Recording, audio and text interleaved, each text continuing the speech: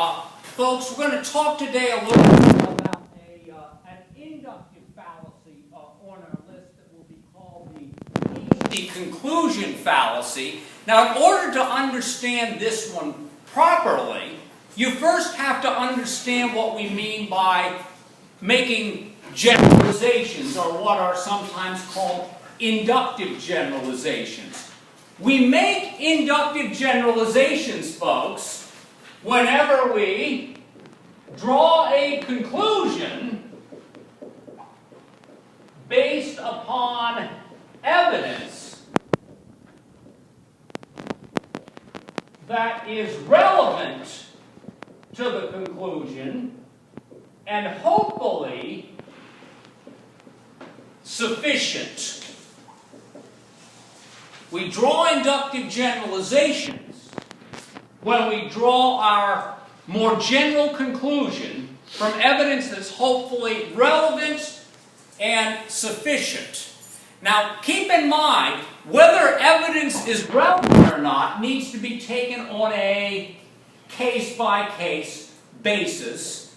And the more you work with arguments that are generalization, the better you will get at identifying a generalization when you see one, and also being able to determine whether or not a generalization is reasonable or not. Now, we commit a hasty conclusion whenever our evidence is relevant to the conclusion that we're drawing, but insufficient. Relevant but insufficient. Now, let me give you an example that I gave to some of my other students recently. Let's say I'm thinking about taking my wife out to a proper restaurant for our anniversary, but I'm notoriously stingy, or I prefer to say frugal. So I'm starting to troll around to a couple of restaurant websites that we haven't tried before. Now, let's say I come upon a restaurant that doesn't have a full menu on its online menu, but it has what we might call a couple of examples of a couple of their entrees. Let's say that they only have 3 examples of some of their favorite or their most, most esteemed or most ordered dishes. And let's say that all 3 of them are $24.99 or more. What I might reason is, don't know if I want to go to this place. I bet all the entrees on the menu are too expensive for me.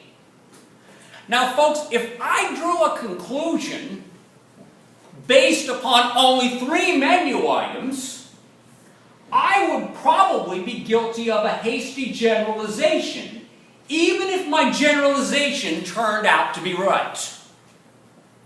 I would probably be guilty of a hasty generalization, even though my generalization might turn out to be right. Because in a sense, what I'm doing here is